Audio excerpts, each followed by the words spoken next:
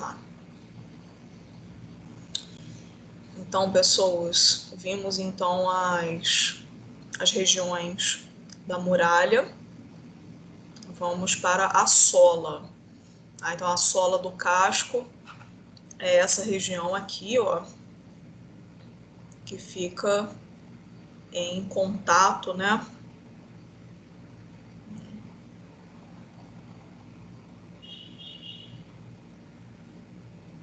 com o solo.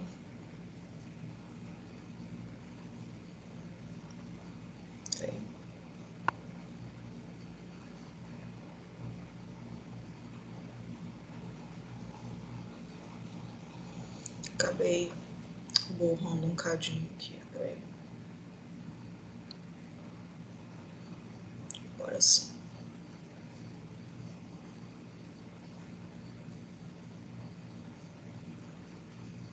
Agora foi. Essa daqui é a sola do casco, sola. Mesma coisa aqui nessa outra foto. Tá? A sola tem essa face externa aqui, que é que a gente está observando. E a face interna dela, que eu já mostrei para vocês aqui nessa figura. Que é a face que fica voltada para o córeo, fica voltada para a derme. Então, ela não tem muita coisa a se considerar, só face interna e face externa. A sola do casco, pessoal, é a parte que normalmente é debridada durante o tratamento de alguma pododermatite, alguma afecção aqui que o casco tenha que ser despressurizado de alguma forma. Tá? Por exemplo, vocês imaginem um cavalo que é criado em um ambiente muito úmido. Tá? Se nós compararmos com a nossa unha, quando a gente fica muito tempo na piscina, né, ou na praia, ou então quem faz a unha, né, tem que colocar ali a unha num ambiente úmido, né, na água com sabão, enfim. Né, que o ambiente úmido faz o quê? Amolece as estruturas ao redor, né, da unha, e amolece também a própria unha, ela fica com menos resistência, porque é muita água. Em relação ao casco do cavalo, ocorre algo semelhante. Né? Então, se o animal é criado num ambiente muito úmido, que tem muita serração, muito orvalho, ou então a própria baia do animal, que é muito úmida, o chão da baia, né, ou tem muita lama no ambiente, né, esse animal ele está sempre submetendo aqui o seu casco a essa umidade. Então é normal que o casco ele fique com uma resistência reduzida, e que ele fique mais amolecido. A sola do casco ela fica mais mole, menos resistente. Então pode ocorrer, e é bactéria de solo, né, gente? É bactéria anaeróbia, bactéria sem vergonha que produz muito gás, né? Elas fazem ali fermentação e produzem gás e gás de enxofre, né? Tem aquele cheiro podre, né? Terrível. Né? Então, isso acontece muito em cavalo que é criado em ambiente assim. Aí vamos dizer que nessa região aqui da sola, vou colocar outra cor, vou colocar um azul escuro aqui, ó. Aí vamos dizer que nessa região aqui, próxima da linha branca, ó, tá? Entre a sola e a muralha aqui, se abra uma solução de continuidade aqui, ó. Então abre aqui um buraquinho, ó. O animal com a sola em contato com o chão, né, ou com grama, com terra, então entram aqui aquelas bactérias oportunistas, né?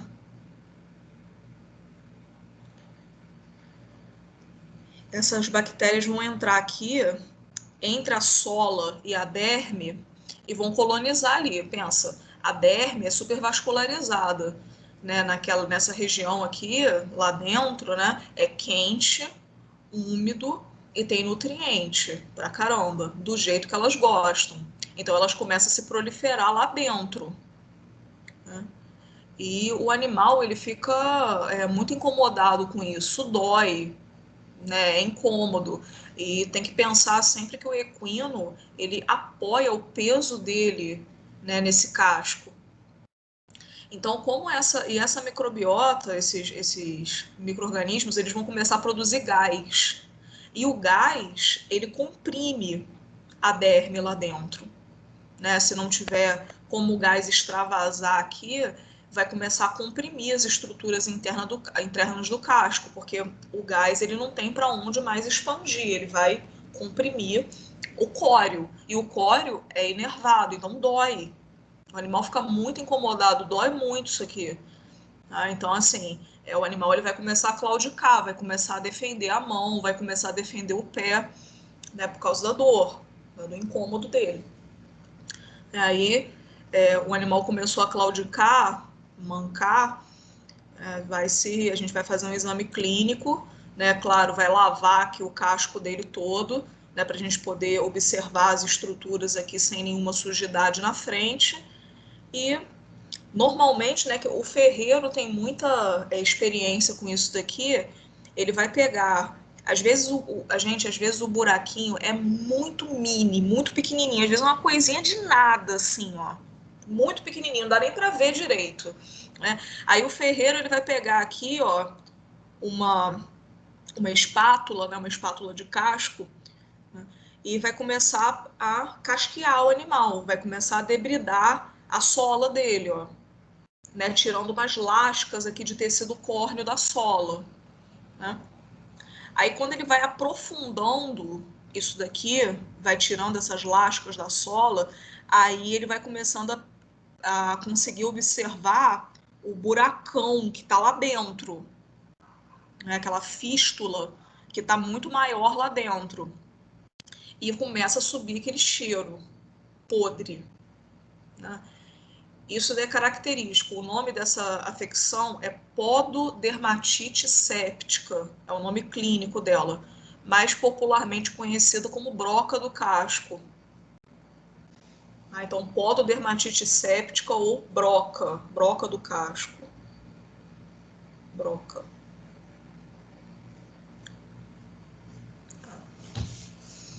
Isso acontece aí.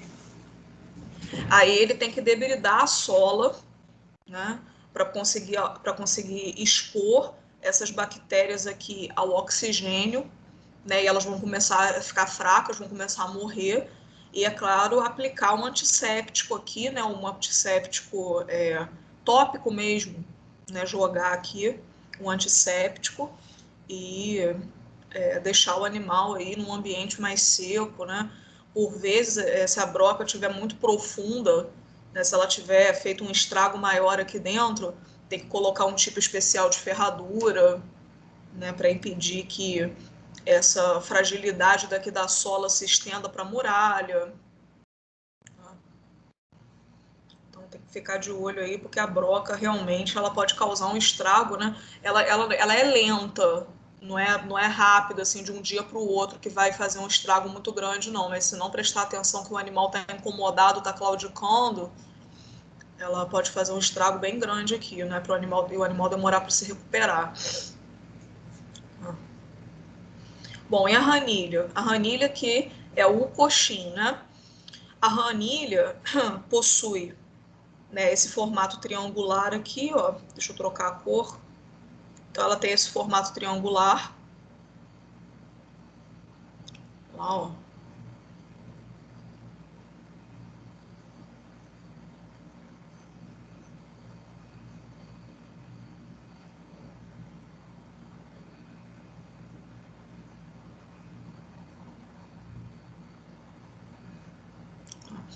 Então ela parece realmente um triângulo, né?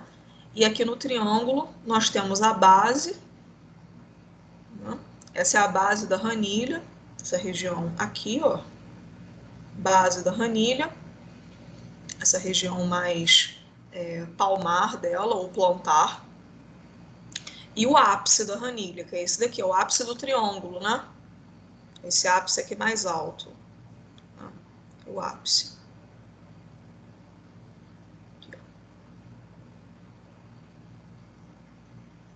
Então, base e ápice. Tá?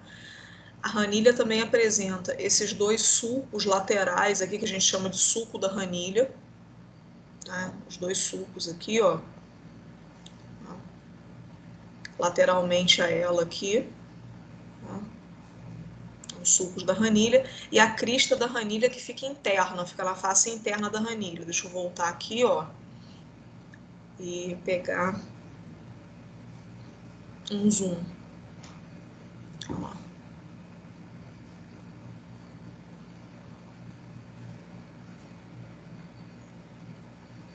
Então, esse daqui, ó, essa elevação, parece ter uma calha. Esse acidente aqui, então, é a crista da ranilha, essa elevação que ela tem aqui. Tá bem? Essa crista da ranilha é para facilitar o encaixe dela no coxim que está aqui dentro, tá? Para facilitar o encaixe dela nesse coxim e também relacioná-la melhor com as estruturas internas aqui, com o navicular, com os tendões e os ligamentos que estão aqui inseridos, tá? A letra E, né, professora? Crista. Não, a letra E aqui, ó, deixa eu aumentar para você ver. A letra E faz parte da ranilha, sim, mas só que ela não seria bem a crista.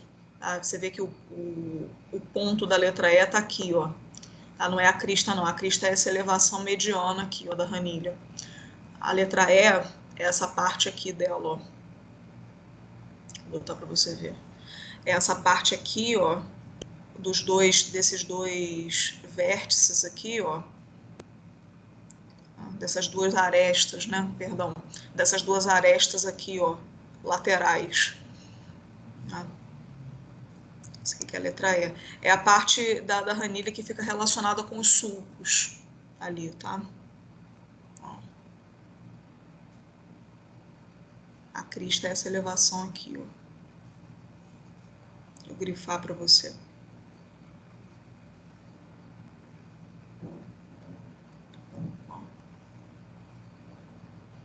Ela chega até a elevar aqui, ó, tá vendo?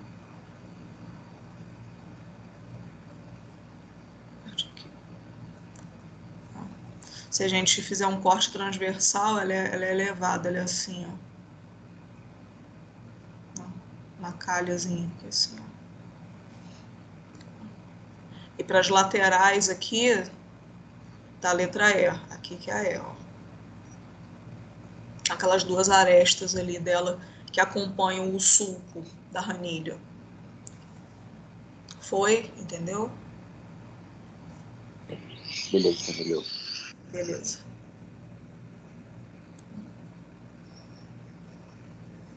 Ó o córeo, gente. Então, esse daqui que é o sabugo, ó, do cavalo, gente. Aqui o casco foi removido, né? O casco caiu, provavelmente caiu, né? Aí foi removido. Olha só como que isso daqui é vascularizado. Olha só, chega até a estar pingando sangue aqui, né?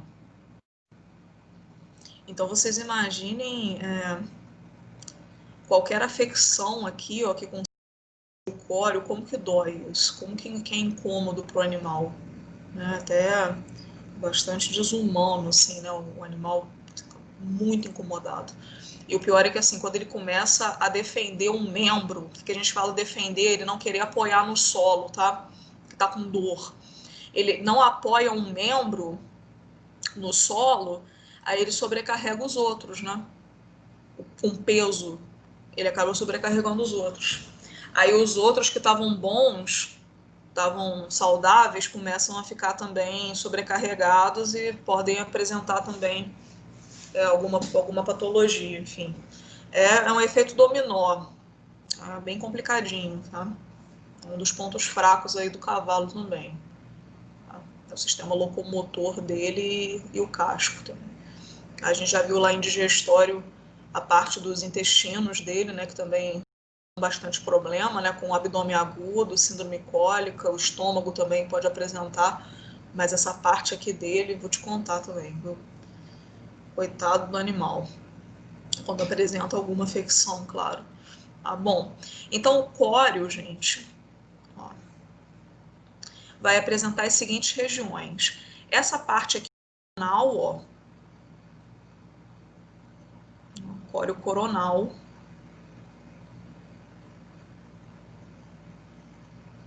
tá? Que é aquele córeo que fica dentro do sulco coronal. Esse aqui, ó. Esse córeo coronal ocupa aqui esse sulco, ó, na parede. Fica ali. Tá? E mais proximal ao córeo coronal aqui, ó, na borda coronária, ó, a gente tem uma região intermediária, tá, que a gente chama de periúplo.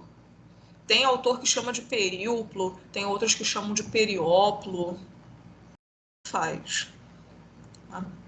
O perióplo, o períuplo, ele é uma região ali intermediária, que marca o fim do casco, o fim desse anexo e o início da pele. O períuplo a gente só consegue observar se raspar esses pelos aqui, fizer uma tricotomia, aí a gente vai ver que é uma região meio pálida aqui, uma região de transição.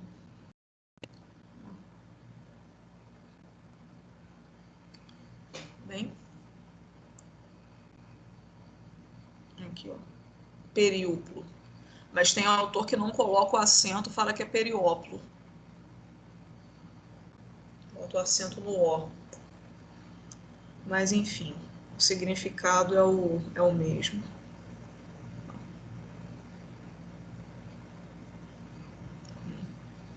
Vamos lá. Então, córeo coronal, tá? O córeo lamelar, que é esse daqui, pessoal. Olha as lamelas da derme. As lamelas da derme que encaixam lá nas lamelas epidérmicas, ó. Aqui, elas aqui, ó. Tá? Então, o córeo lamelar é aquele que fica de frente, fica em contato com a parede, a face interna da parede do casco, da muralha. Tá? O córeo lamelar. O córeo da sola, que é esse daqui, né? Esse córeo que fica em contato com a face interna da sola. O córeo da ranilha, que é esse daqui, ó. É o córeo que fica em contato aqui, ó, com a parte adiposa da ranilha, que é aquela parte coxim dela mesma, aquela parte mais macia da ranilha. Então, o córeo da ranilha.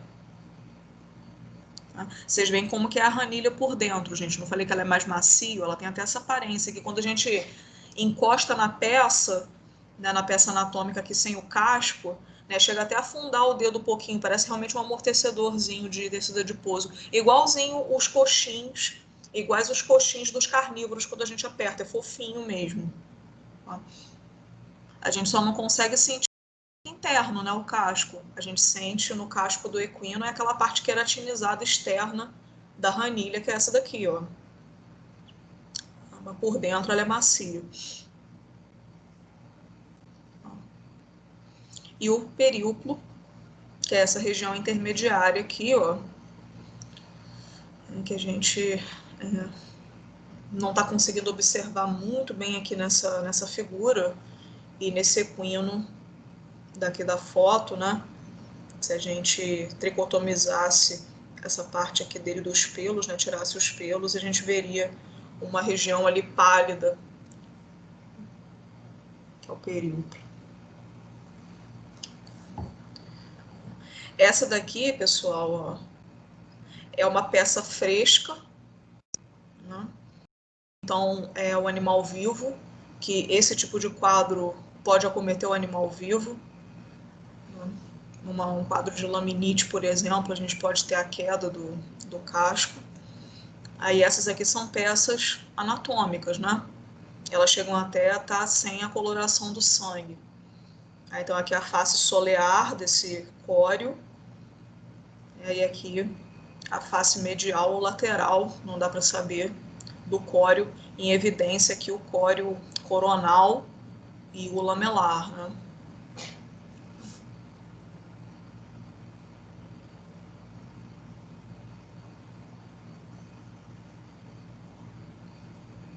Dúvida? Né?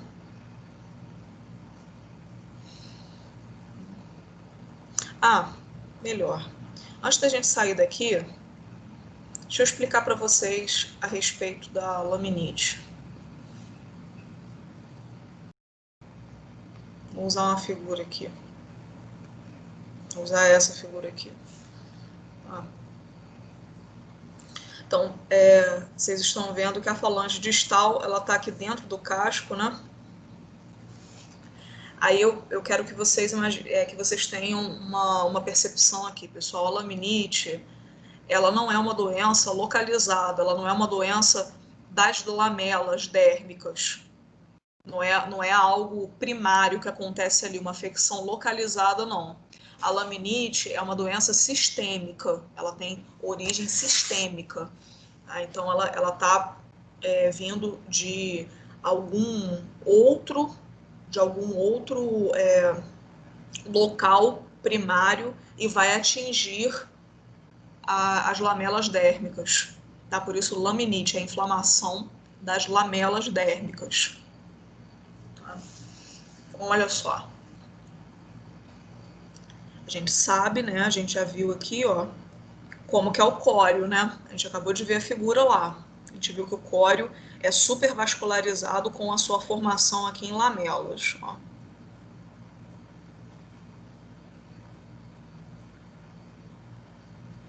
Gente, o córeo é um local de circulação terminal. Então, aqui a gente tem uma vascularização bastante intensa e muitos capilares sanguíneos, uma quantidade imensa de capilares sanguíneos. Tá? Então, vocês pensem assim, vasos muito numerosos, com uma circulação ali estrita, uma circulação onde os capilares fininhos aqui, né, tem as hemácias passando até em fila indiana aqui, ó, de tão fino que é o capilar. Né? Qualquer capilar é assim. Né? Só que vocês imaginem aqui um local que tem muitos capilares. Então a circulação é intensa, terminal, né? E com o sangue passando ali muito rente aos vasos. Vamos lá então. Deixa eu colocar uma causa primária aqui muito comum para a laminite. A cólica. A cólica. Vocês imaginem o seguinte, o animal, ele teve vou colocar logo um caso muito grave aqui, bem terrível. Ele teve uma torção de raiz de mesentério. Ele teve uma torção de raiz de mesentério, terrível, terrível. Então, o animal quase vem a óbito, né, mas consegue se salvar o animal, tá? Vamos dizer assim. Tá? Lembrando, pessoal, o que é a raiz do mesentério? O mesentério vocês conhecem, né? A gente viu lá em sistema digestório. Né? O mesentério é aquela prega do peritônio que sustenta os intestinos, principalmente o intestino delgado. Né? A origem do mesentério, lá na face dorsal do abdômen, tem uma artéria, né? Que é uma artéria que a gente chama de artéria mesentérica cranial. Deixa eu colocar o aplicativo do Equino aqui rapidinho, para vocês poderem usar.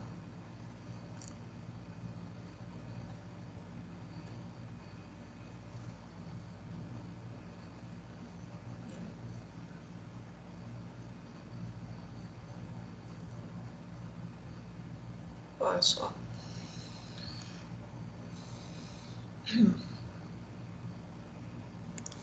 Olha aqui, ó. Tirar a pele.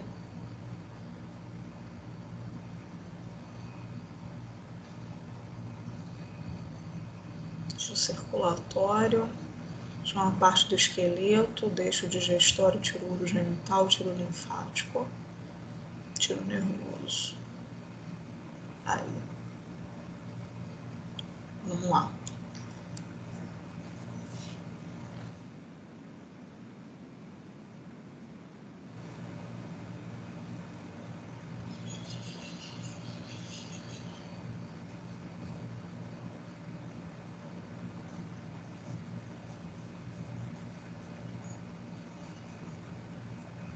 Vou botar aqui.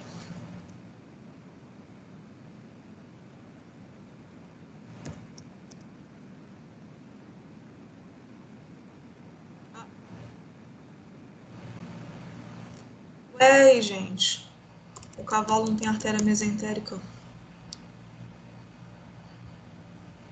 Então esquece, tá, povo? Eu vou só mostrar aqui a nível mesmo de vocês terem a demonstração espacial. Mais um erro que eu tenho que reportar para esse aplicativo. Agora eu levo um susto. Putz.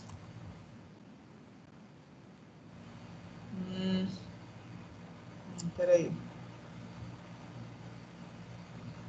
Olha só, não botaram não. Bom, vamos lá.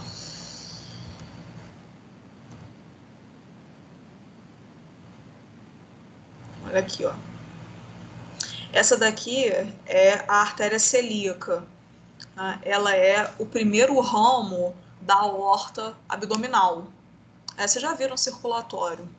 Tá? Então, ela é o primeiro ramo da aorta abdominal. Caudalmente a ela, que deveria estar aqui, entendeu? Tá? Caudalmente a ela,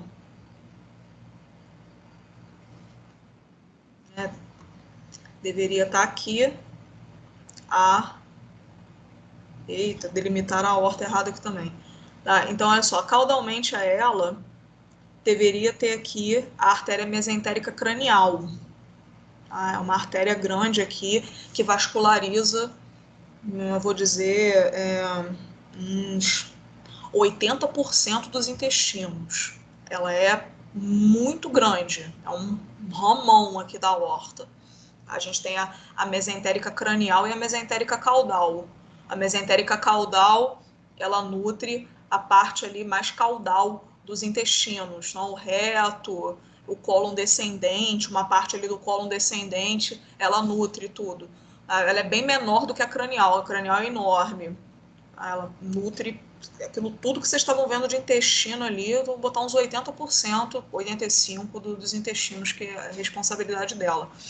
Então, a artéria mesentérica cranial, quando sai aqui, ó, da aorta, ela sai junto com o mesentério. É uma região que a gente chama de raiz do mesentério. Tá? Ela faz aqui uma prega, tá, com o mesentério.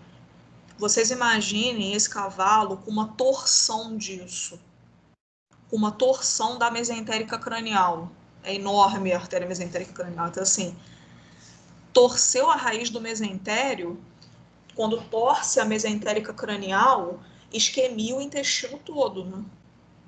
Eu estou falando para vocês que a maior parte dos intestinos, imagina aquilo tudo de cólon, aquilo tudo que vocês estavam vendo aqui de digestório dele, ó, de cólon, intestino delgado, a parte também do duodeno, jejuno, ilho, tudo é mesentérica cranial. Então vocês imaginem isso daqui tudo sem vascularização, isquêmico. Imagina só a dor do cavalo. É um quadro hiperagudo, hiperagudo. Se não for, o cavalo começou a apresentar, ele vai cair de dor, ele não vai conseguir ficar nem em pé de tanta dor que ele vai ter. É pegar e levar para o centro cirúrgico, senão vai morrer rápido e vai morrer terrivelmente. É um quadro muito grave. Então, torção de raiz do mesentério.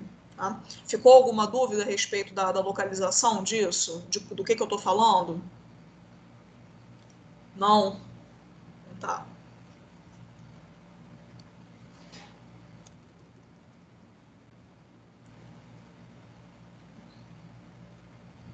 É isso aqui. Então, pessoas, é um quadro muito grave. Aí, beleza. Quando qualquer tecido fica isquêmico, ele fica sem o aporte de oxigênio, de ATP, ele não consegue produzir o ATP, não tem glicose chegando, ele vai começar a produzir vários metabólitos tóxicos, aquele tecido. Porque as células, elas vão tendo que optar por outras vias metabólicas. Por exemplo, se a célula não tem oxigênio para fazer a fosforilação oxidativa para poder gerar o ATP, ela vai ter que ir só pela via da glicólise. Ela só vai poder ficar na glicólise, que é a anaeróbia. Só que vocês têm que pensar que também não está chegando glicose para ela, porque é uma isquemia completa, não é uma hipóxia que só não está chegando oxigênio. Não está chegando nada para ela, nada para a célula. Então, ela vai começando a acumular ali no seu interior um monte de metabólito tóxico, mas muito metabólito. Tá? E, principalmente, gente, ácido. O ácido lático. O ácido lático. O ácido lático, então, esse animal ele vai entrar numa acidose metabólica. Ele vai entrar em acidose metabólica. E, além disso, nós temos também o acúmulo de ureia, creatinina, urato, oxalato, uns metabólitos tóxicos muito ruins, terríveis, além dos radicais livres. A radical livre, como o ânion superóxido, o peroxinitrito, a própria hidroxila, são ali, o peróxido também, são ânions ali extremamente reativos, né?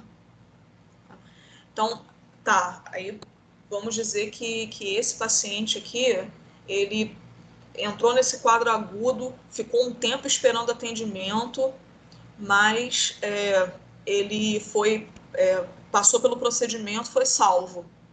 Tá? Chegou ali quase na beira da morte, mas ele foi salvo.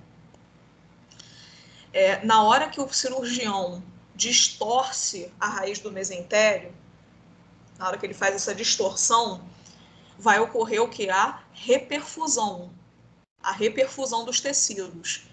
Todos aqueles metabólitos tóxicos que ficaram aqui nos tecidos do intestino, que ele estava isquêmico, né, vão ser liberados na corrente sanguínea. Então, é como se fosse abrir a caixa de Pandora.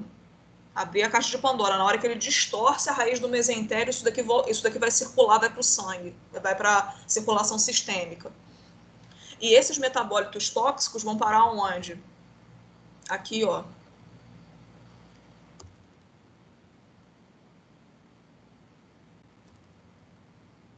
Aqui como é que a circulação é intensa aqui no casco.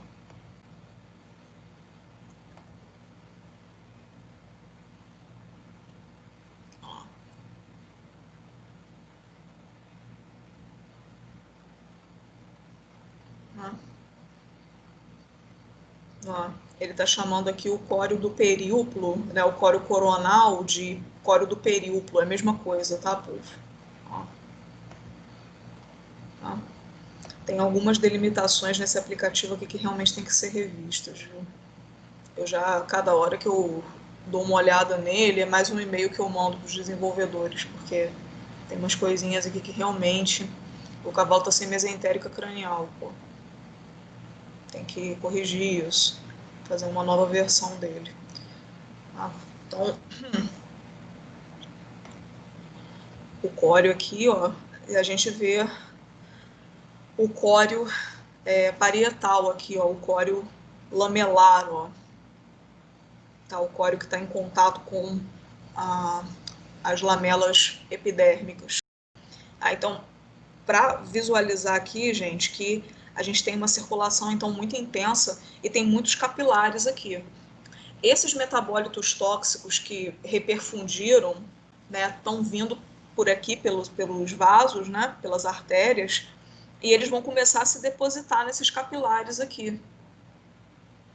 Além de ter um monte de fator inflamatório também, um monte de fator de cascata inflamatória vai começar a ocorrer aqui, e vai começar a inflamar os capilares. Vai começar a inflamar os capilares.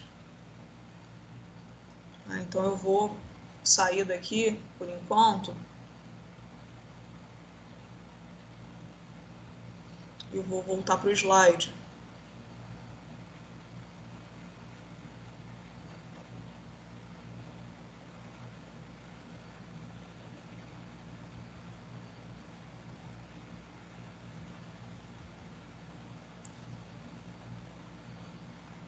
Não. Olha só.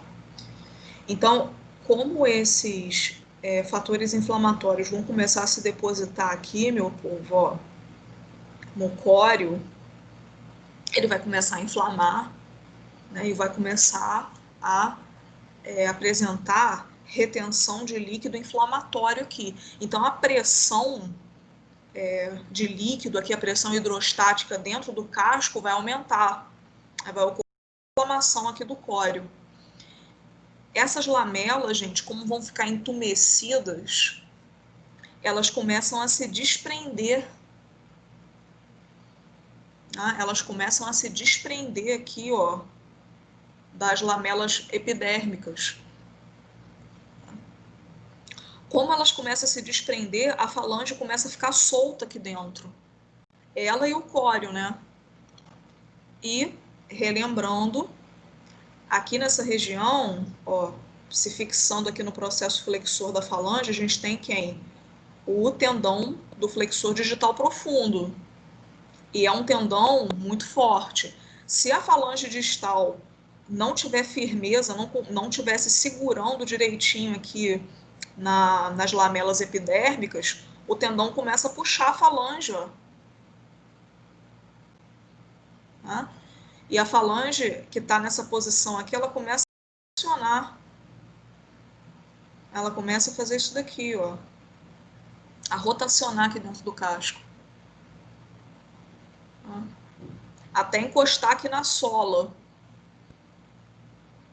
Tá? Tem vezes que a rotação de falange é tão grave que a falange distal começa a perfura a sola e começa a aparecer aqui o ápicezinho da falange aqui, ó, na sola do casco.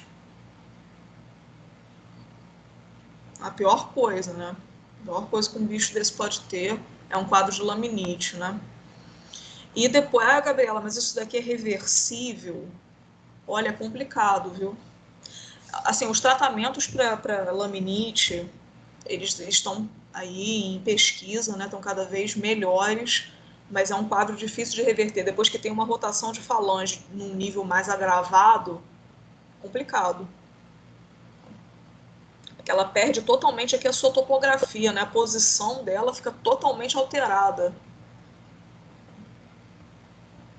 Aí tem aquilo que eu estava falando, o animal sente muita dor aqui, então ele começa a defender esse membro, a não apoiar. Aí ele sobrecarrega os outros.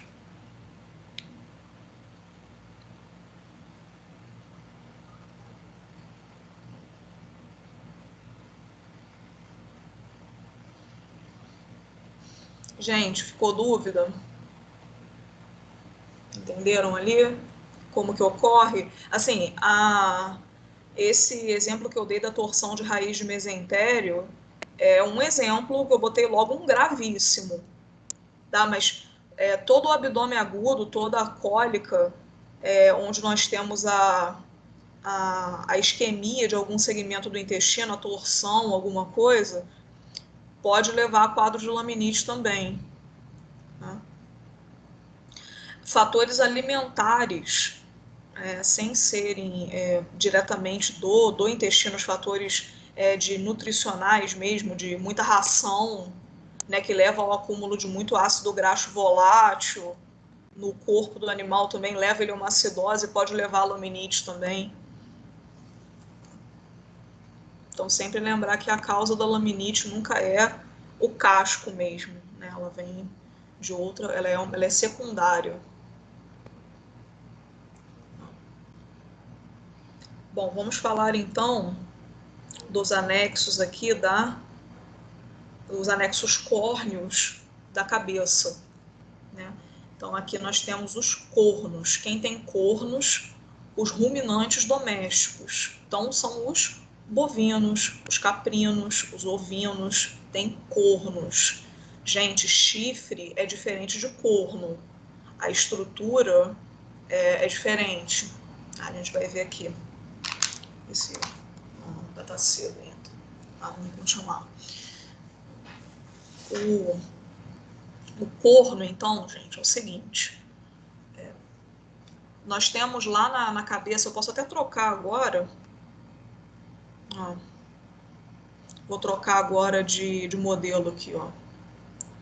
Vou para a vaca.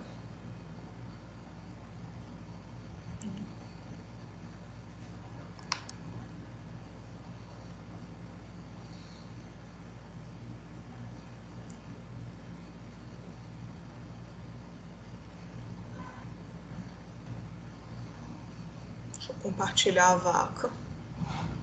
Olha ela aí. Vamos lá.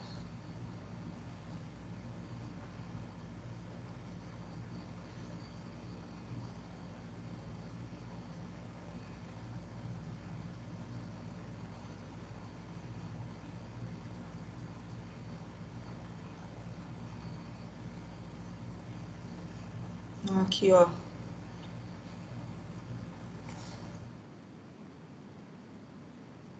Dá uma olhada na cabeça óssea desse animal aqui, ó.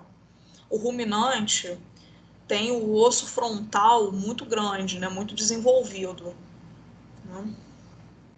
É um animal que se defende com a cabeça. É um animal, todo ruminante, ele luta muito, usa muito a cabeça para luta, para se defender. Então, o osso frontal muito desenvolvido reflete essas funções, esse tipo de comportamento desse animal. E lembrando que o osso frontal é um osso pneumático, né? Então, se eu tirar um frontal daqui, ó,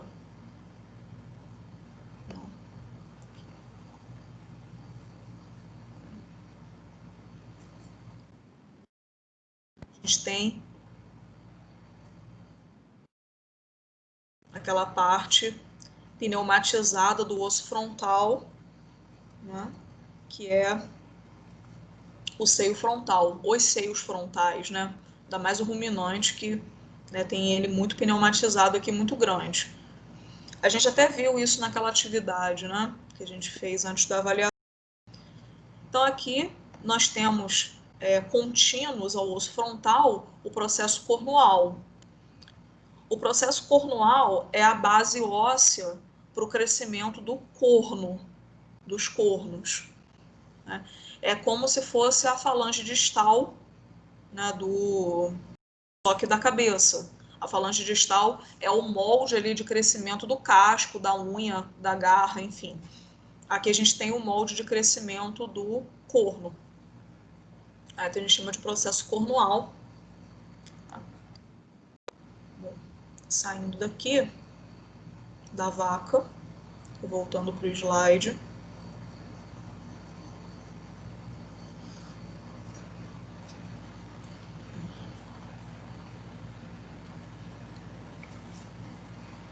Então, os cornos crescem aqui, ó, né, no processo cornual. O processo cornual, povo, é esse daqui de número 2, tá?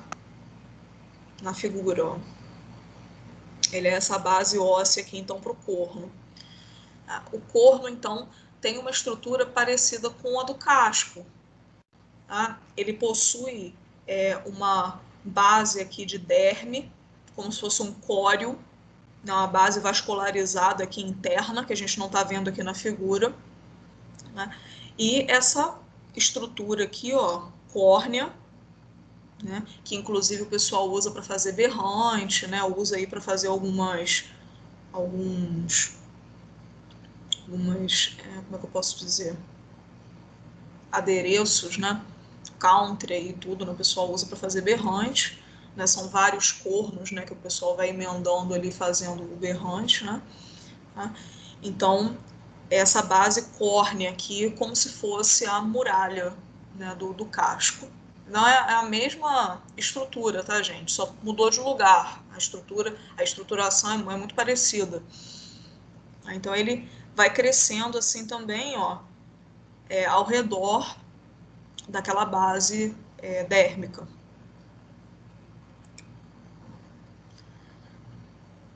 É isso. Tá? O ruminante jovem, né, o bezerro, o cabritinho, enfim, o borreguinho, eles não possuem nessa idade ainda os cornos desenvolvidos. Eles possuem ali um botão, um botão ósseo nessa região aqui do osso frontal, onde o processo cornual ainda vai se desenvolver. Né? Então, eu até comentei isso com vocês naquela atividade, falando da mochação, né? Que é bem melhor fazer a mochação, que é a cauterização, né? Desse botão ósseo para justamente o corno do animal não se desenvolver. Se o proprietário, né, quiser um gado sem cornos, um gado mocho, ou ele adquire um animal, a linhagem já moxa, que é um animal mocho que não tem cornos, né, ou ele adquire uma linhagem moxa, ou ele faz a mochação da bezerrada, é muito melhor. Agora, se ele adquirir o gado já adulto, jovem ou adulto, e optar pela retirada dos cornos, aí a saída é a descorna. Aí a descorna tem aquelas desvantagens que eu já comentei com vocês, vocês viram lá como é que o paciente pode ficar, né? Então é isso aqui, ó. Na região da base do corno, né, existem aqui alguns pelos bastante sensíveis, né? São os pelos táteis aqui da base do corno, né? Então o ruminante tem essa sensibilidade aqui, tá? Tanto esses tipos de pelos táteis quanto esses aqui, ó. Até que tem um ponto em que esses pelos não aparecem mais. Essa região aqui intermediária é como se fosse o períopulo do corno. Então é isso. Lembrando que dentro do processo cornual a gente tem o seio frontal, né? Uma continuação aqui, ó, do seio frontal, um divertículo, né? Do seio frontal. Qualquer dúvida me fala. E os chifres? Os chifres estão presentes nos cervídeos, que são aqueles ruminantes selvagens, né? Silvestres e selvagens. Então são os cervos aqui, ó. Tá? Esse daqui é um animal mais jovem dessa foto, né, que a gente vê o desenvolvimento aqui, ó, dos seus chifres ainda, aqui, ó, começando a se desenvolver. E esse aqui é um animal mais velho, né, com os chifres aqui, a galhada, né, mais bem desenvolvida aqui, ó. Então a gente encontra isso daqui nos cervos, nos alces, as renas, bom, os chifres. Qual que é a diferença, então, entre o chifre e o corno? O corno, vocês viram que é um anexo ali da pele, né, onde nós temos uma base dérmica, uma estrutura córnea em volta, que é a epidérmica, né? Aqui é diferente. Tá? Aqui é o seguinte, o processo cornual dessas espécies, olha lá, ele cresce aqui, ó, muito, muito, muito mesmo, tá? Ele tem um crescimento bastante exacerbado aqui, ó. Então esse daqui é o processo cornual, ó, tá? Que cresce mesmo, ó. Tá? Vou colocar aqui como se esse animal já fosse desenvolvendo os seus chifres aqui mais, ó. Já tivesse com chifres maiores. Então o processo cornual ele cresce e é interessante porque a queratina da epiderme, ela começa a se entremear aqui no tecido ósseo. Então fica um misto de epiderme com osso no corno. No corno não, no chifre, perdão. Tá? Então fica assim, ó, entremeado. Tá? Queratina com osso. Tá? Aí percebe, gente, que isso daqui que tem em volta do chifre é pele. É pele mesmo. Tá? Não é uma camada córnea como aqui no corno, né? Não é um anexo córneo, é pele mesmo. Vocês veem que tem até pelinhos, tem uma pelugem aqui, ó. É peludinho. Então a pele, eu vou colocar ela em laranja aqui assim, ó. Então a pele, ela tá presente. A pele que recobre aqui essa parte. E ela tem uma pelugenzinha fininha, Fininha, fininha, fininha. Tá? Qual que é o nome dessa pele? Veludo. Tá? Veludo. Aff.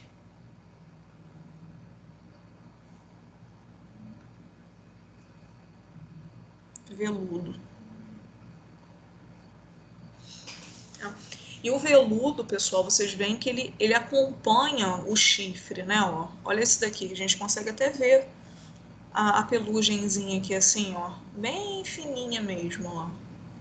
Ah, esse aqui é o veludo. O veludo, nesse animal aqui, ele tá bem visível, né? Mas percebam só que conforme esse chifre ele cresce muito, ele vai crescendo demais, né? Na hora que esses animais eles chegam ali na estação de monta, na estação reprodutiva deles, né? Eles estão com essas galhadas, esses chifres enormes, enormes, porque eles utilizam, né? É o ruminante, ele utiliza a cabeça para luta. Então eles estão com essa galhada enorme justamente para poder lutar entre si, os machos, né?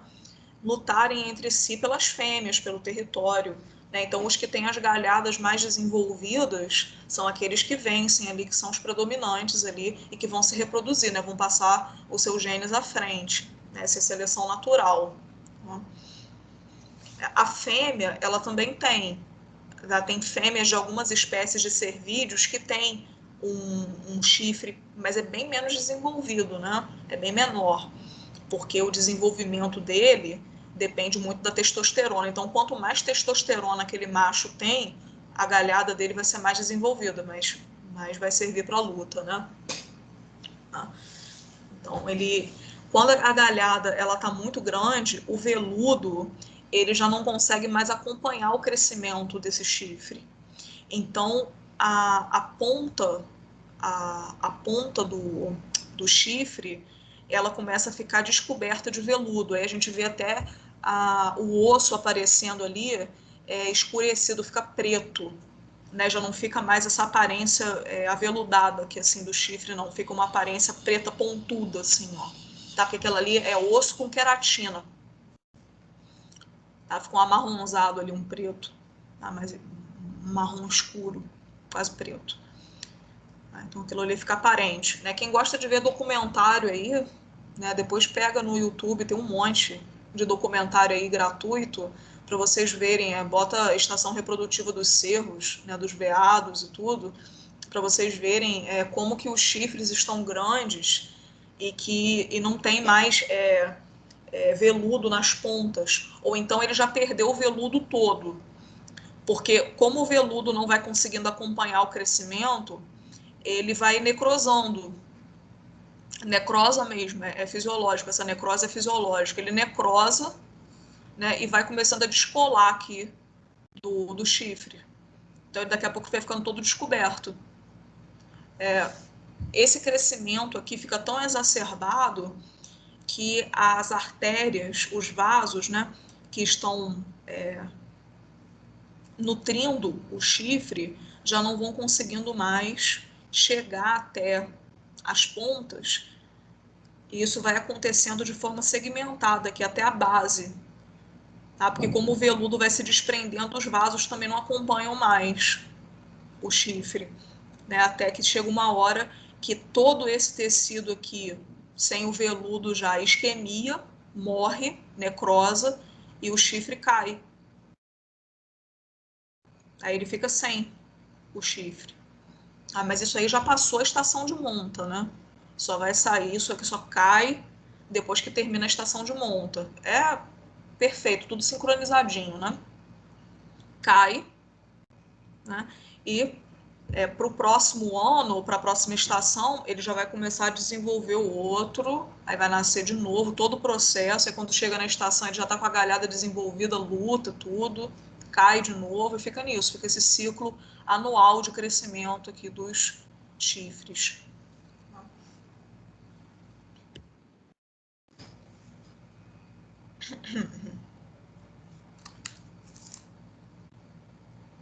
Ó, vamos lá. Vamos falar agora, meu povo, de algumas glândulas Essas aqui que eu vou comentar agora com vocês não são glândulas que tenham muita significância clínica mesmo. Elas não têm afecção, né, que possa acometê-las, não. Mas, assim, a fins comportamentais, é muito importante que a gente conheça, né? Então, vamos lá. Vamos falar das glândulas circumorais. São glândulas sebáceas que estão presentes aqui, ó, nos lábios, na região mais rostral dos lábios dos felinos. Tá? Qualquer felino que seja, felídeos, né? Então podem ser os nossos, podem ser os leões, qualquer felídeo, grande felino aí também, tá? Tem, ou então felino selvagem tem essas glândulas circumorais. Para que elas servem? Marcação de território. Né? Quem já teve convívio com gato, ou tem gato em casa, sabe que o gato ele tem esse instinto natural de roçar o rosto, né, nos objetos, no próprio tutor. Né? Por quê? Essas glândulas aqui liberam um líquido seroso, um líquido seboso, né, um sebo, que tem os feromônios do animal, tem o cheiro dele. Né? Então ele marca com essa secreção o seu território. Então ele marca o tutor, ele marca a casa toda. A gente tem que pensar que o gato, pessoal, ele é um animal muito territorialista, o instinto dele, é o comportamento do gato. Ele se sente seguro em um ambiente em que ele domine, que tem o cheiro dele. Tá? Enquanto ele não tiver dominado o ambiente todo, ele fica com aquele senso de curiosidade. Vamos dizer que tem na casa uma porta que você não deixa ele entrar, um cômodo que você não deixa ele entrar, né? E deixa a porta fechada. Ele fica tentando entrar. Ele fica com aquela curiosidade, né? Tentando entrar. Um mole que você der, assim, ele entra e vai começar a explorar o ambiente. Daqui a pouco tá ele passando a carinha, né? O rosto ali, as glândulas nas regiões ali que ele puder marcar para deixar o cheiro dele. Ele quer ampliar o território, é o instinto dele. Por isso que gato ele também caminha muito, ele gosta de passear, porque ele gosta de aumentar o seu território. Por isso que ele tem esse instinto de querer sair, ele é um animal explorador mesmo, tá? E aqui nessa figura ainda, né, a gente tem a marcação aqui com as setas dos pelos táteis, né, que a gente já viu na última aula. Glândulas cornuais. Quem tem essas glândulas são os caprinos, principalmente do sexo masculino, né, os bodes.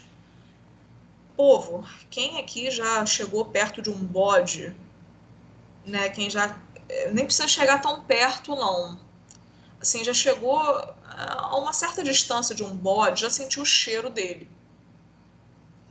O bode tem um cheiro muito forte, um cheiro de ranço, um cheiro forte pra caramba.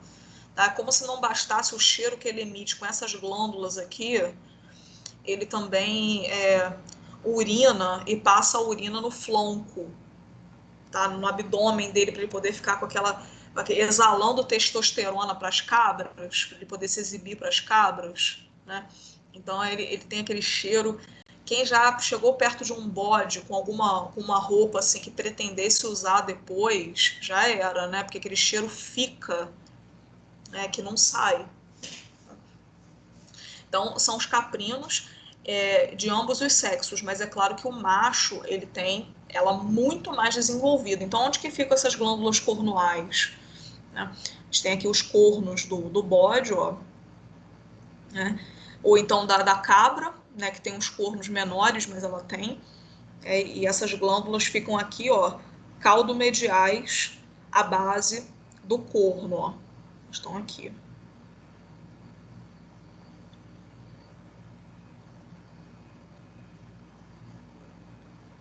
Então, aqui estão as glândulas cornuais.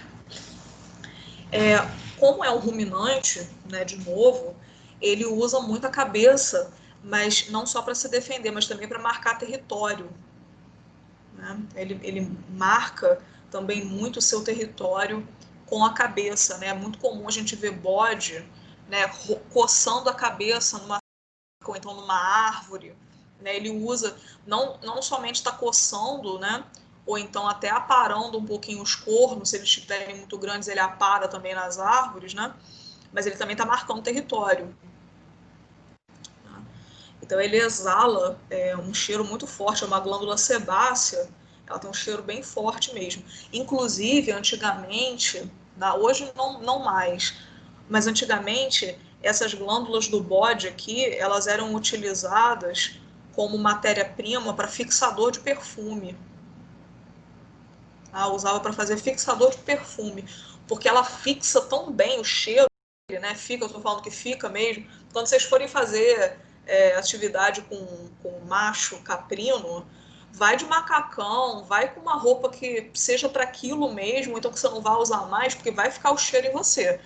Fixa mesmo. Então eles usavam isso daqui, o pessoal, a indústria, né, de perfume francês principalmente, né, usava para fazer fixador de perfume, porque fixa mesmo, por horas e horas e horas. Bom, as glândulas do seio infraorbital. Agora nós temos ruminantes também, mas são os ovinos. Vocês vão ver que os ovinos têm muita glândula de marcação de território, muitas glândulas que são particulares da espécie. Tá? Então, essas glândulas do seio infraorbital ficam aqui, pessoal. Olha lá, ó. Deixa eu ampliar um pouquinho.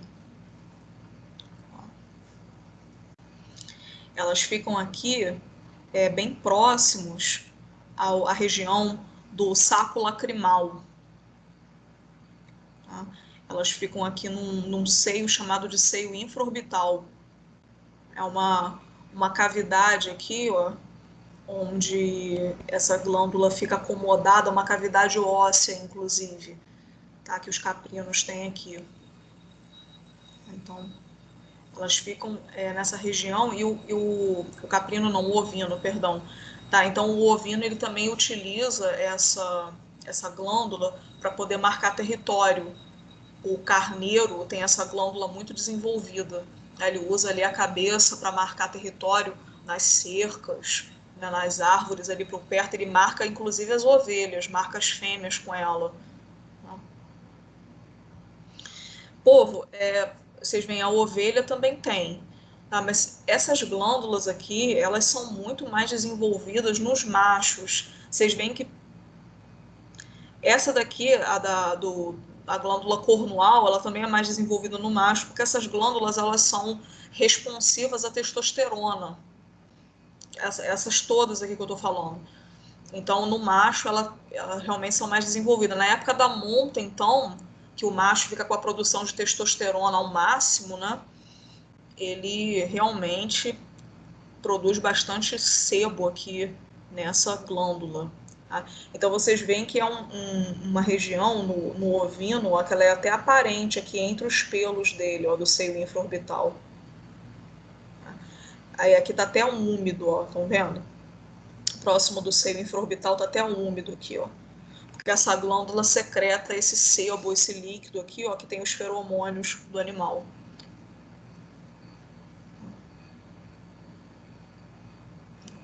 Eu falei para vocês, ó, a gente tem as glândulas cárpicas também, né? Comentei com vocês lá, quando eu estava falando dos coxins, mostrei aquela figura do gato, né? Onde nós temos aqueles pelos táteis em volta.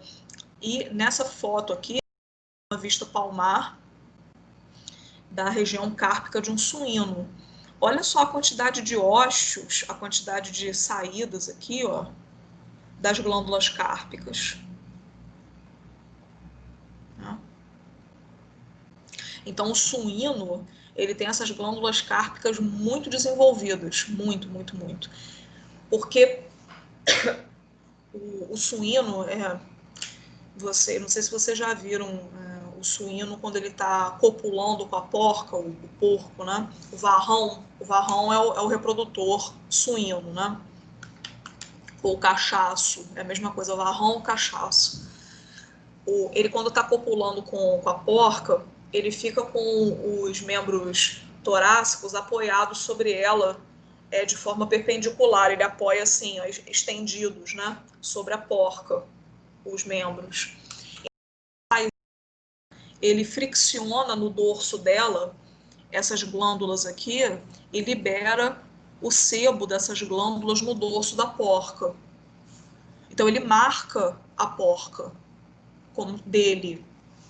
Ele marca durante a cópula e depois que ele desce dela, né, ele termina de copular com a fêmea, ele deixa marcado ali que ele já copulou com aquela fêmea e que ela pertence a ele, como pertencesse mesmo, para demarcar para outros machos, né, que ele já esteve ali, né, que aquela fêmea é dele, tá? Certo?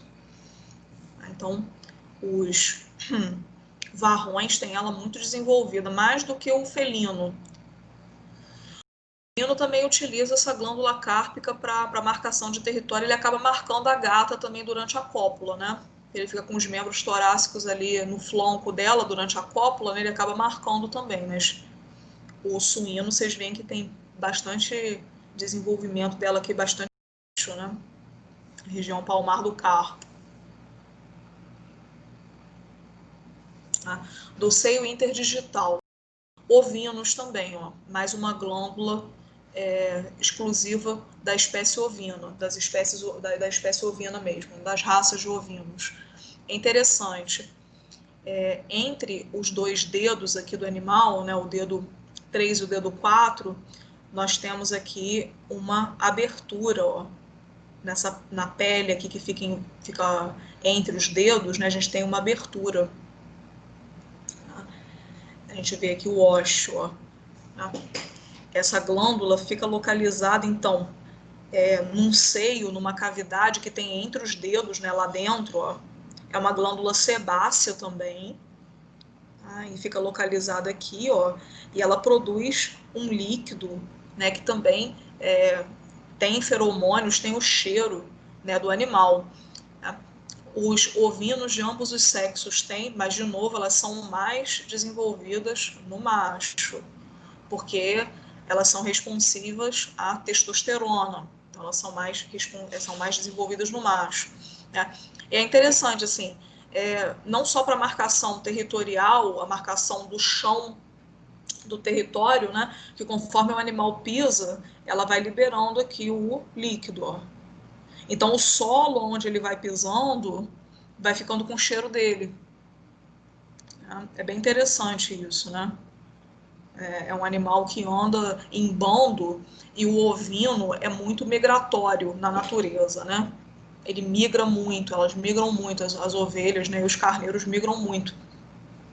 Então é interessante assim que conforme ele vai caminhando, ele marca a trilha, né?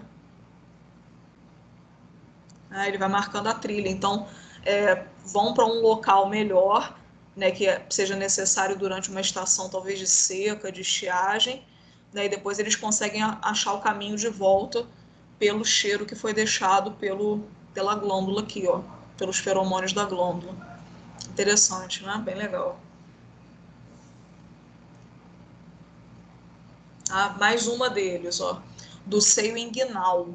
Então é mais uma cavidade, um espaço, né, na região inguinal desses animais, né? Então entre as coxas, né, nós temos aqui, ó, a saída, os ósseos dessas glândulas, ó. Assim, o ovino normalmente tem bastante pelos nessa região. Então é difícil a gente visualizar o ósseo, que é a saída dessas glândulas, ainda mais ter que colocar o animal em decúbito dorsal, assim é difícil, né? Mas enfim, é o que eu estou falando, dessas glândulas que eu venho apresentando para vocês aqui, elas não têm aplicação clínica, mas comportamental, é interessante que nós, médicos veterinários, saibamos da existência delas, tá? Então elas ficam aqui, ó, na fêmea, entre o úbere, né, que é a glândula mamária, e a coxa, a face medial da coxa, e no macho entre a bolsa escrotal e a face medial da coxa. Para que servem essas glândulas aqui? Reconhecimento interespécie.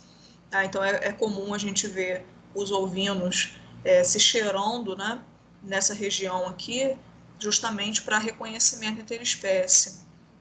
É bastante interessante ali que a gente saiba como que eles se reconhecem, né, o comportamento do animal. Eu não sei com que cada um de vocês vai querer trabalhar, mas caso queira trabalhar com um pequeno ruminante, né, com um ovino, já sabe que eles têm essas glândulas todas aí que a gente está vendo. Tá? Alguma dúvida, povo? Deixa eu ver. Tamires perguntou qual é o nome da estrutura que cauteriza para impedir o crescimento do corno. Botão córneo. Tá? É um botãozinho ali.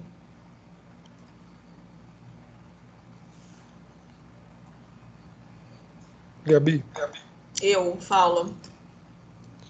aquela que fica entre os coxis, os cães também tem? Entre os coxinhos. Da outra figura. Aquelas glândulas sudoríparas. Isso, da outra imagem. Ah, essa daqui. Essa aqui? Entre os dedos, não. Essa daqui não. Essa que você está perguntando? Isso, essa Não. mesmo. Essa daqui só ouvindo. Só ouvindo mesmo. Cão não. Os cães têm nas glândulas, nos coxins, tem as glândulas sudoríparas. E só. Aqui nas mãos e nos pés, ele não tem nenhuma outra glândula, não.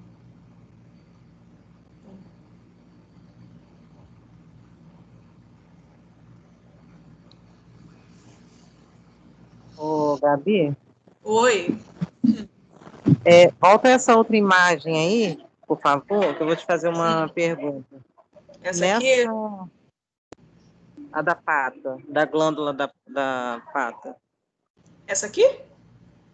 Isso. Então, Ah. na imagem que aparece a imagem da direita, da esquerda? Sei. Da esquerda, essa aqui. Uhum, pode falar. A glândula parece que sai para frente, né? Não é isso que mostra? Sim, aqui. Uhum. Mas na outra foto parece que está saindo atrás da pata, é isso? Não, não. É entre os dedos dele, dorsalmente. Sai dorsalmente, entre os dedos. Ah, tá, que eu não estava conseguindo entender. Eu achei que tivesse alguma outra aí, alguma outra Não, glândula. não. Ela é ali dorsal, ali, ó. A saída dela é dorsal. Esses aqui são os dedinhos dele, ó. Tá vendo? Ah, tá. Porque essa parte que apoia no chão, achei que estava parecida com a parte de trás da pata. Não. É o casco dele que tá bem grande mesmo também. Tá bem pontudinho o casquinho dele aqui. Tá bom. Obrigada. Nada?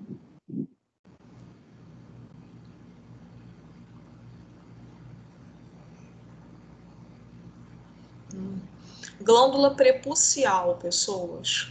Então, prepúcio é aquela pele, né, aquela prega de pele que recobre o pênis, né, parte ali do corpo do pênis e da glândula do pênis totalmente, né? Então, é uma glândula pertencente aos machos. Né? Ah, Gabriela, mas a fêmea, ela não tem um correspondente ali na região dos lábios vulvares? Tem. Tá? Ali na região do vestíbulo da vagina, a gente tem algumas glândulas que são as equivalentes da fêmea, tá? Mas eu vou comentar depois com vocês sobre elas, tá bom? Então, a glândula prepucial está presente, obviamente, em machos, né? E ela produz aquela camada lubrificante, tá? Entre o pênis e o prepúcio. Tá? Aquele líquido cero aquoso que fica entre o prepúcio, a face interna do prepúcio e o pênis, principalmente a glande, né? A glande que tem uma parte externa ali de mucosa, né? Tem que ser bastante lubrificada para que ela não tenha nenhuma aderência com a pele do prepúcio, né? Se ocorrer qualquer inflamação ou infecção aqui, pode ocorrer uma aderência, né, da pele do prepúcio com o pênis, né? E isso não é bom porque o animal vai sentir dor ao expor o pênis, até para urinar mesmo, não necessariamente para entrar em ereção, mas para urinar ele pode sentir dor. Tá? E esse líquido aqui, tá?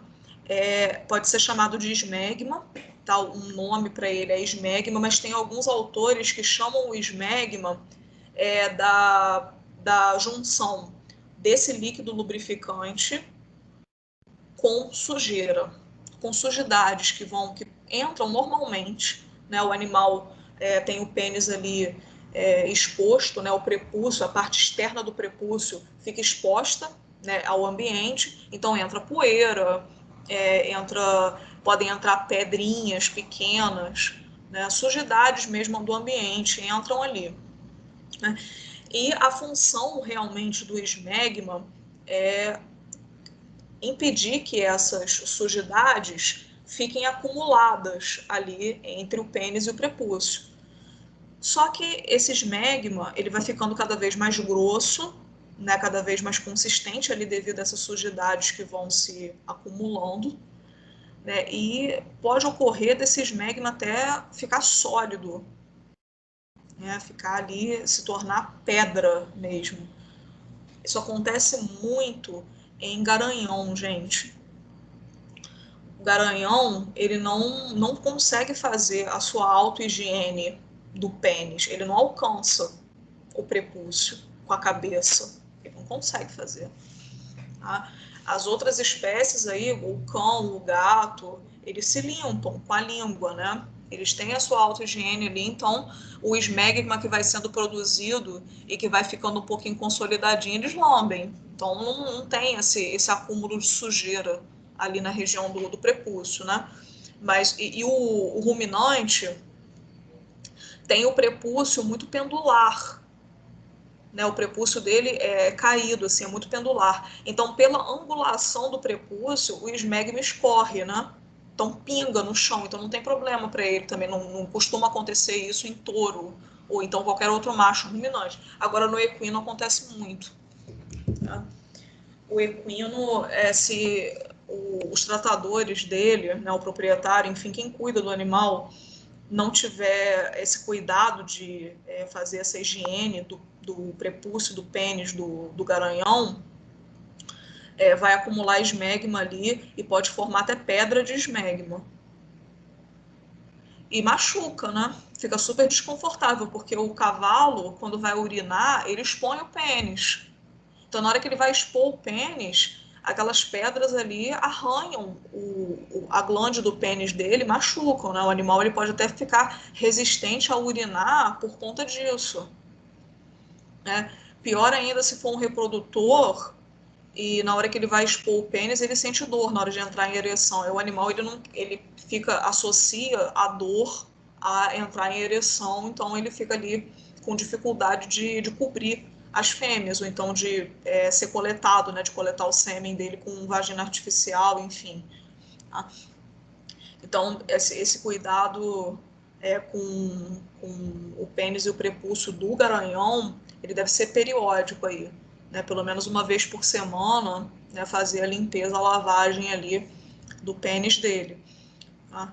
Eu já vi, assim, pedra mesmo, gente, pedra mesmo. O cavalo, você vê até o prepúcio dele ele com volume aumentado.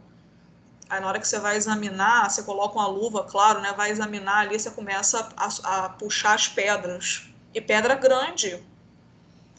Pô, aí vocês imaginem aquela pedra ali entre o pênis e o prepúcio, aquela pedra arranhando ali. O pênis dele dói, machuca, né? Incomoda muito.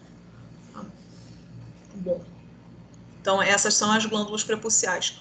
O suíno, vou até colocar aqui, ó, suíno. O varrão, né? O cachaço. Tem essas glândulas prepuciais ainda mais desenvolvidas do que as outras espécies. O varrão também não tem problema de pedra de esmegma, não tem acúmulo de esmegma, nada disso também, porque o prepúcio dele é pendular ali também, ele tem uma angulação que o esmegma cai e não tem problema. Ele não se limpa também, mas não tem problema de acumular pedra.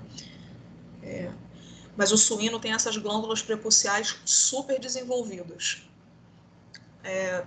Elas ficam, ele tem umas especiais que ficam aqui, ó. Esse pênis aqui, no caso, é de ruminante, mas vamos imaginar que seja do suíno é fibroelástico também igual, né? Então elas ficam aqui, ó.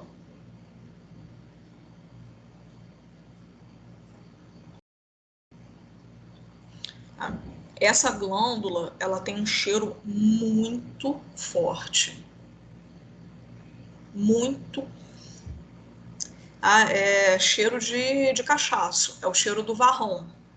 Né? Você chega perto da baia do varrão, do porco, do produtor, né? Você sente o cheiro dessa glândula. É muito forte. Então, assim, ele utiliza, né, para marcar território, para mostrar para as porcas que ele está ali, né? Inclusive, o cheiro dessa glândula aqui estimula o cio nas porcas. Né? Colocar o cachaço próximo delas e tudo estimula elas entrarem no cio, né? Essa glândula aqui tem um cheiro realmente bastante forte. Tá? Para todas as espécies, essas glândulas prepuciais, elas servem para reconhecimento, porque elas também têm cheiro, elas têm ali liberação de feromônios, né? Então, eles usam muito para se reconhecer, é normal, né? O cão, né, o gato, que a gente tem um convívio grande aí, que são pequenos animais, a gente vê eles cheirando, né, o pênis um do outro, a fêmea cheirar o pênis do macho, o macho cheirar o pênis do outro macho, enfim, por conta dessas glândulas, que é reconhecimento também. Tá? Inclusive, a fêmea, a cadela no cio, né, quem já viu cadela de rua, os animais errantes aí de rua, uma cadela no cio, aquele monte de macho ao redor dela, né? Tentando disputar para quem vai conseguir copular com a fêmea. Então, assim, é bem normal que ela faça essa inspeção, né, cheire os prepúcios desses machos. Ela normalmente escolhe os que têm o cheiro mais proeminente ali do prepúcio, porque significa que aquele macho tem mais testosterona, que é um macho que tem o sêmen de melhor qualidade. Ela não tem esse raciocínio, mas instintivamente, se ele tem mais cheiro de testosterona, significa que ele é um macho mais apto a dar mais filhotes para ela, e filhotes mais fortes, com genética melhor. Então ela escolhe também a fêmea. Tá? Tem cadela que pode ser até que aquele macho ali seja o que está mais próximo para copular com ela, mas ela não quer ele. Ela pode estar receptiva. Aquele macho em especial, ela não deixa ele montar. Ela não deixa ele copular com ela. Ela escolhe um outro. Né? Podem ser até uns 3, 4 ali que ela deixe. Tá? Mas tem uns ali em especial que ela não deixa montar. Que ela não reconhece como um macho apto a dar uma boa ninhada de filhotes para ela. Bom. Glândula da cauda. Então, essa glândula está presente nos cães e nos gatos. Tá?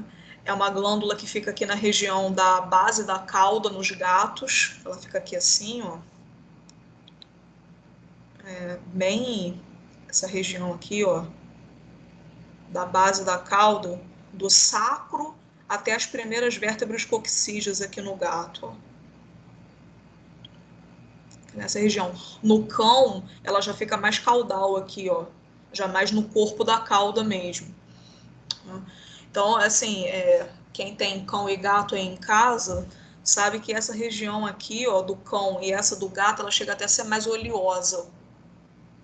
Uma região oleosa aqui, né, que quando a gente passa os dedos aqui, ó, entre os pelos, né, é uma região que tem uma oleosidade, até um cheiro, né, mais forte, né, um cheiro rançoso, forte.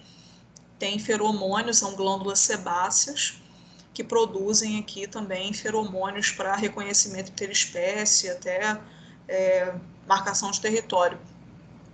Todas essas aqui, gente, são mais desenvolvidas nos machos, tá? Essas aqui também, tá? Nos cães e nos gatos. Com a castração, a diminuição da testosterona, elas ficam com uma produção bem baixa, né? Se o animal for inteiro, elas produzem bastante sebo.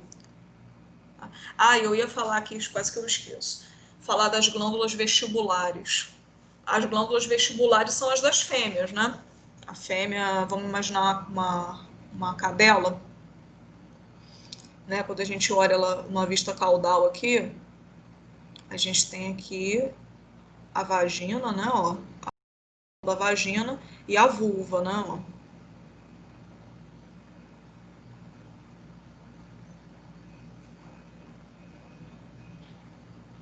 Aí aqui a fossa clitoriana, né, com o clitóris. Né, esse daqui é na cadela. Quando a gente observa com o espéculo, né, a parte interior do vestíbulo, vamos dizer que eu faça um corte aqui dorsal longitudinal nesse vestíbulo. A gente observa ele aqui assim, ó, aberto.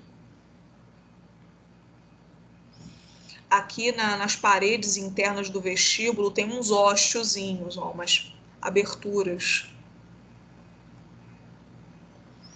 Tá? Essas aberturas são as glândulas vestibulares da fêmea, são as equivalentes às glândulas prepuciais. Tá? Essas glândulas aqui é que produzem aquele líquido, aquela secreção rica em feromônios quando as fêmeas estão no estro, no cio. Essa região aqui dela fica bastante lubrificada e cheia desses feromônios, né, que atraem os machos, né, como o macho consegue reconhecer aqui. Aí ele vai apresentar o reflexo de Fleming, aquela coisa toda, né, para poder captar esses feromônios lá no órgão vômero nasal, né? Então, glândulas vestibulares, deixa eu botar aqui, ó.